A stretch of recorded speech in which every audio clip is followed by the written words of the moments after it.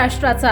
नमस्कार, मी गौरी, संध्या लाईव्ह मध्ये आपल्या सगळ्यांचं स्वागत। नाशिकमध्ये गेल्या काही दिवसांपासून भोंदूबाबा अशोक खरात प्रकरण चांगलंच गाजतंय। या प्रकरणी आज शिवसेना ठाकरे पक्षाच्या नेत्या सुषमा अंधारे आणि राष्ट्रवादी काँग्रेस पक्षाच्या नेत्या रुपाली ठोंबरे यांनी पोलीस आयुक्त संदीप कर्णिक यांची भेट घेतली आहे। संदीप कर्णिक यांच्यासोबत सुषमा अंधारे आणि रुपाली ठोंबरे यांनी निवेदन देऊन चर्चा केल्यानंतर माध्यमांशी संवाद साधलाय, पाहूयात। कर्णिकजी यांना भेटलो, त्यांच्याशी बोललो। माझ्यासोबत झाशीची राणी प्रतिष्ठानच्या रुपाली ठोंबरे, बिटिया फाउंडेशनच्या संगीताजी तिवारी, आमचे शिवसेना उद्धव बाळासाहेब ठाकरे पक्षाचे पदाधिकारी दत्ताजी गायकवाड, शिवर्मा, आमच्या महिला पदाधिकारी स्वाती पाटील, असं आम्ही सगळेजण गेलेलो होतो। त्यांच्याशी बोललो। मात्र अडचण अशी आहे की त्यांनी फक्त पहिला FIR लिहून घेतलेला आहे, मात्र SIT FIRच्या 3 दिवस आधीच फॉर्म झालेली होती।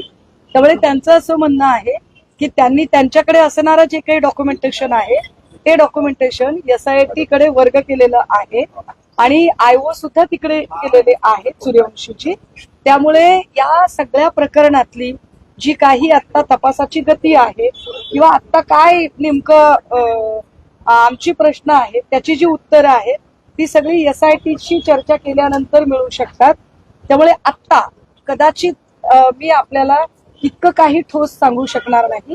आता प्राईम फेजला फक्त आमचं त्यांच्याशी अतिशय प्राथमिक बोलणं झालेलं आहे आणि त्या प्राथमिक बोलण्यात एवढीच गोष्ट कळलेली आहे की तपास सगळा SIT कडे वर्ग केल्यामुळे त्यांना त्याच्यावर काहीही भाष्य करता येणार नाही। सो बेटर वे की आधी SITला आम्ही जरा भेटून घेतो, बोलतो आणि मग आपल्याशी परत एकदा बोलतो। नाही, मुळामध्ये सुषमाताईंनी सांगितल्याप्रमाणे खरात ज्याच्यात आरोपी आहे तो गुन्हा नाशिक शहरने दाखल केलेला असून तातडीने तो तपास SIT कडे गेलेला आहे। आम्ही मागणी केलेली आहे, म्हणजे झाशीची राणी प्रतिष्ठानच्या वतीने मी मागणी केलेली आहे की राज्य महिला आयोगाच्या अध्यक्षा यांना तात्काळ आपण अटक केली पाहिजे।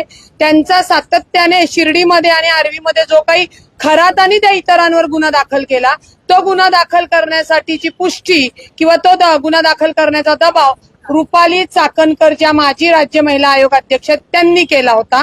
त्याच्यानंतर त्यांचा या शहर पोलिसांनी जो गुन्हा दाखल केलाय त्याच्यामध्ये सातत्याने आपल्याला दिसतंय की महिलांना तिथे पाठवणे म्हणजे एवढी भयानक गोष्ट आहे की राज्य महिला आयोगाकडे आलेल्या पीडिता जेव्हा त्यांचं समुपदेशन होतं त्यावेळेला ते समुपदेशन होत असताना तुम्ही तुमच्या पत्रिकेतले ग्रह चेक करून बघा, असे असे बाबा आहेत, असा करून ते प्रकरण वर्ग केलं जात होतं। त्याच्यामुळे शहर पोलिसांनी जरी प्रकरण SIT कडे दिलं असेल तरी यांच्याकडेही आम्ही कायदेशीर पद्धतीने निवेदन दिले की रुपाली चाकणकर यांना तातडीने अटक झाली पाहिजे आणि पुणे शहरामध्ये जे काही लोक आले होते, ज्यांनी कुठल्या सामाजिक कार्यकर्त्याला भेटले होते, ते प्रकरण का दाबलं गेलं, त्याच्यामध्ये किती आर्थिक देवाणघेवाण झाली, याही तपासात गोष्टी येणं गरजेचं आहे आणि त्यांनाही गुन्ह्यात दाखल आरोपी करणं गरजेचं आहे। आता तुम्ही जो दावा केला समुपदेशन करण्याच्या वेळेला, तर अशा कोणत्या महिला तुम्हाला भेटल्या का त्या सगळ्या संदर्भात? ज्यांना पाठवलं त्या महिला भेटल्या, ज्यांना पाठवलं तुम्हाला सांगते, हे भोंदूबाबा प्रकरण जेव्हापासून झालेलं आहे तेव्हापासून महिलांच्या पीडितांचे फोन येत आहेत। त्याच्यामुळे त्यांचं नाव डिस्क्लोज करणं, त्यांची ओळख न देणे या गोष्टी महत्वाच्या आहेत। म्हणजे हे रॅकेट जे काही महिला तिथे जात होत्या आणि काही एजंट त्यासाठी काम करत होते असा आरोप होते, तुमचा असा आरोप आहे का